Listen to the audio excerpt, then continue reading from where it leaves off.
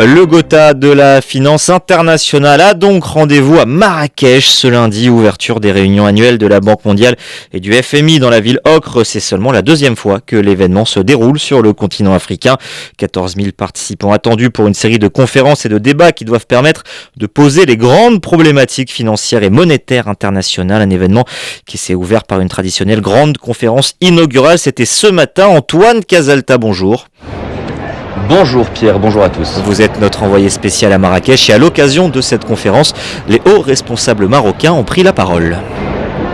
Oui, en effet, il s'agissait de la conférence de lancement du livre « La quête du Maroc pour une croissance verte et inclusive ».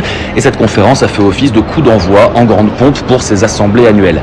Alors la conférence est ouverte avec une prise de parole de Aziz Arnouch. Le chef du gouvernement a rappelé l'importance de travailler conjointement avec les institutions internationales. Le Royaume est pionnier en matière d'énergie verte et le Maroc entend bien continuer à travailler sur sa souveraineté énergétique et aquatique, a-t-il rappelé, avant d'évoquer que l'aggravation du réchauffement climatique et de ses conséquences impose que nous soyons plus flexibles et plus disponibles pour venir en aide aux pays affrontant des crises.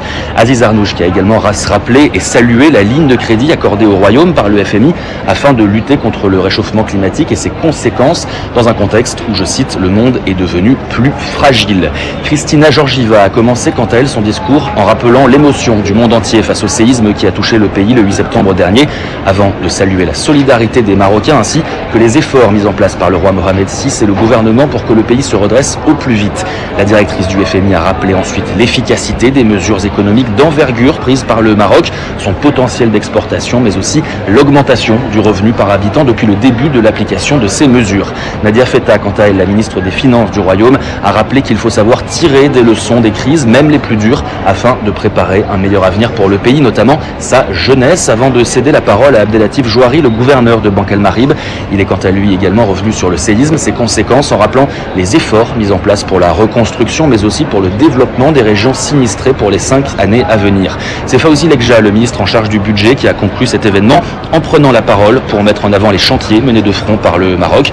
Parmi eux, notamment, les mesures en faveur de la démocratisation du pays, le déploiement de la sécurité sociale, mais aussi la promotion des droits et de la place des femmes dans la société marocaine, évoquant ainsi le chantier de la nouvelle réforme de la Moudawana, mais aussi et enfin la lutte contre l'extrémisme et les violences religieuses. Antoine Casalta, merci. Vous êtes donc notre envoyé spécial à Marrakech. Nous vous retrouverons tout au long de cette semaine pour des décryptages et pour prendre avec vous la température de ce sommet.